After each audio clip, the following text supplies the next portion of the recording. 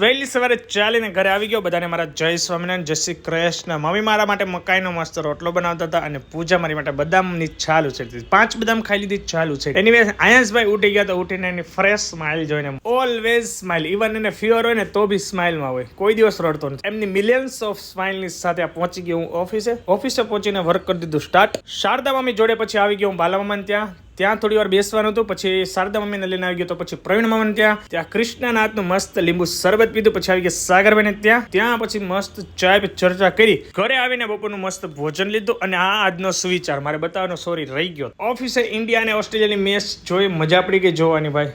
મેચની વચ્ચે tea break આવી ગયો તો અમારા અમિતભાઈ મળી ગયા તો મસ્ત સદભાવનાની ટી પીધી અને સાંજ પડીને જે ગેસ્ટ આવવાના હતા તો આવી ગયો હું કોકો લેવા માટે.